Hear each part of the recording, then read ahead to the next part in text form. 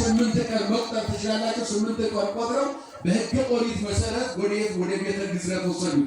ቤተ ግዝረት በ8ኛው ቀን ሄደ። ክርስቶስን በዚህ ሕግ ስለቀጠለ ቤተ ግዝረት ነው በተወለደ በ8ኛው ቀን። ይሄ የኦሪት ሕግ ነው። በዚህ ሕግ የሚኖረው ሁሉ ይህን ይፈጽማል። ክርስቶስን በዚህ ሕግ እየፈጸመ ነው ያደገው። ወፈጸመ ግብረ ተሰብኦ ዘእንበለ ኃጢአት ባሕቲታ።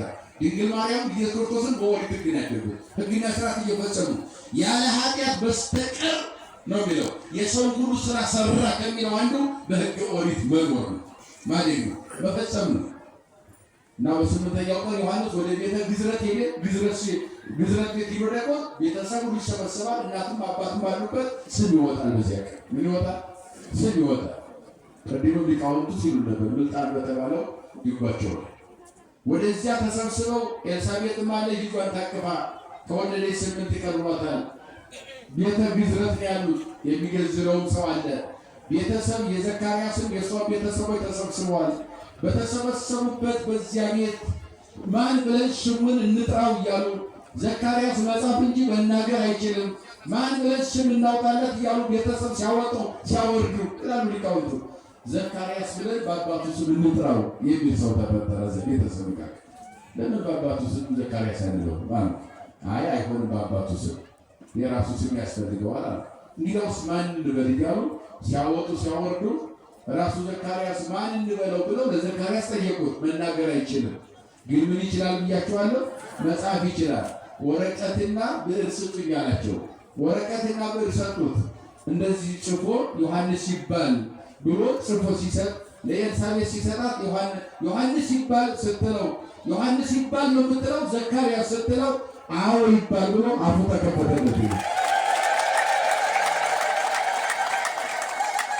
አፉ ተከፈተለት። ሊቃውንቱ ምናሉት መተርጉማን ሲጸነስ 9 ዓመት በላይ የተዘጋ የእናቱ ማኅፀን የከፈተ ሲወለድም ደግሞ የተዘጋ አባቱን አፍ የከፈተ ታላቅ ሐዋርያ ነው ቅዱስ ዮሐንስ።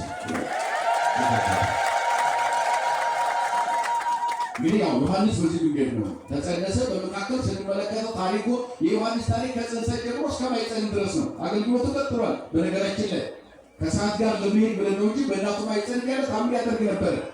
ያው ለኤልሳቤጥ ልጅ እንደምትወልድ ገብርኤል በነገራት በ6ኛው ወር ማለትም መጋቢት ማለት ነው መስከረም 26 አብስሮ ለዘካርያስና ለኤልሳቤጥ ዮሐንስ እንደተጸነሰ በ6ኛው ወር ስትቆጥሩት መጋቢት 29 ቀን ጉዞውን ያደረገው ታላቁ መልአክ ቅዱስ ገብርኤል ናዝሬት ገሊላ ቤተ መቅደስ ወደ አንዲት ድንግል ሐርና ወርቅ የምትፈትል የ15 ዓመት ሕፃን ስሟ ማርያም ድንግል ማርያም የምትባል ወደ እርሷ መጣ መልአኩ ነው። በዚህ መካከል የሉቃስ ወንጌል ምዕራፍ 1 ቁጥር 26 ጀምሮ ስትመለከቱ በ6ኛው ወር ተላከ ካለ በኋላ ወደ እመቤታችን ነው ወደ አንዲት ሀገር ናዝሬት ገሊላ የምትባል ገሊላ ናዝሬት ያው ብዙ ገሊላ አለ። ሶሪያ ገሊላ አለ። አይቶ ሶሪያ ገሊላ የተለያየ ገሊላ በሊባኖስ ልብናን ገሊላ ስላለ ስሙ ናዝሬት ብሎ ለየው። ናዝሬት በሌላ ሀገር የለም። ብዙ ደናግል ስላሉ ስሟ ማርያም ይባላል አለው። እግዚአብሔር መልአኩን ሲልከው በ6ኛው ወር ወደዚያ ከተላከ በኋላ እመቤታችን ድንግል ማርያምና ቅዱስ ገብርኤል ሲነጋገሩ በነበረበት ሰዓት እግዚአብሔር መልአኩን ሲልከው በነገረ ማርያም ላይ ማስጠንቀቂያ ገደላቸው። መልአኩ ወደ እናቴ ነው ምልክት ዘካርያስን አስደንግጠው አፉ ዲዳሁ መልአኩ ወደ ቤታችን ሲልከው ኒቆዲሞስ የሚባለው የአይሁድ ምሁር የሕግ ምሁር በቤተ መቅደስ ተገልጠበት ደንግጦ እርሱም ሃይማኖቱን ተጠራጥሯል አለው። አሁን ምልክት ግን ወደ ኒቆዲሞስ አይደለም፣ ወደ ካህኑ ወደ ዘካርያስ አይደለም፣ ወደ ሕግ ምሁር አይደለም ምልክት፣ ወደ ነቢይ አይደለም ምልክት አለው። አሁን የምልክት ወደ እናቴ ነው አለ ይላሉ ሊቃውንት። ወደ ማን ምልክት? ወደ እናቴ ነው ምልክት አለ። ወደ ድንግል ማርያም ሲልከው መልአኩ ወደ እናቴ ስለምልክት እንዳታስደነግጣት መጀመር ቀጥታ አይነት ትጸንሻለሽ እንዳትላት ዘካርያስን እንደዚያ ብለው ደንግጧልና፣ አሁን ወደ እናቴ ስትሄድ ግን ሰላምታ ይገባሻል። አስቀድምላት ክብር ስጣት። መጀመሪያ ክብር ለእናታችን ለድንግል ማርያም ክብር ስጣት መጀመሪያ። መጽሐፍ ቅዱስን ስታነቡት ይኸው መጽሐፍ ቅዱስ ስታነቡት ደረጃ ነው። በነገራችን ብልት አለ፣ ስጋ ብልት አለ፣ ደረጃ አለ። መጽሐፍ ቅዱስ ብልት አለ። በዚህ መሰረት መልአኩ በ6ኛው ወር ወደ እመቤታችን ከመጣ በኋላ ዘካርያስና ኤልሳቤጥ ልጅ እንደሚወልዱ ካበሰራቸው በ6ኛው ወር ናዝሬት ገሊላ ቤተ መቅደስ ከድንግል ማርያም ጋር ሲገናኝ ከእግዚአብሔር ተልኮ ከሰማይ ሲመጣ መጀመሪያ ያላት ጸጋን የተሞላሽ ሆይ ምን ይበልሽ? አያችሁ ተጸንሻለሽ አላለም መጥቶ መልአኩ። ለምን ተሰጥቶታል፣ ተነግሮታል፣ አቅጣጫ ተሰጥቶታል ከፈጣሪ ከእግዚአብሔር። ምን መጀመሪያ ምን ክብር መስጠት እንዳለበት ለእናቱ እንዴት ማክበር እንዳለበት ድንግል ማርያም። በነገራችን ላይ እኛ የምናከብራት ድንግል ማርያምን በጣም ትንሽ ኢቨንት የሆነ ክብር ነው። እሷን ማከበራት እንጂ መልአኩ እየተንበረከከ ሰላም ላንቺ ይሁን እያለ ክብር ለእናታችን ይሁንና አከበራት እንጂ መልአኩ። አሁን በዚህ ዓለም እመቤታችንን ለማክበር የሚደረደሩ ሰዎች አሉ። ምን አንተ አከበር ካላከበር አንቺ አከበርሽ አላከበርሽ መልአክ የተንበረከከላት ንግሥት እኮ ናት የአምላክና ድንግል ማርያም። ምን ቁም ነገር አለ? ምን ቁም ነገር አለ? የሰው ማክበር ምን ቁም ነገር አለ? ደግሞም አንጨምርላት አንቀንስላት። እስኪ አሁን ድንግል ማርያም ዝቅ ማድረግ የሚችል ፍጡር አለ? ይሆናል አለ እንዴ? የለም። ከፍ ማድረግ እንችላለን? አንችልም። የፍጡር ድርሻ ማመስገን ብቻ ነው። ክብሯን መናገር ማወጅ ነው። ይሄን እንመሰክራለን ለዓለም።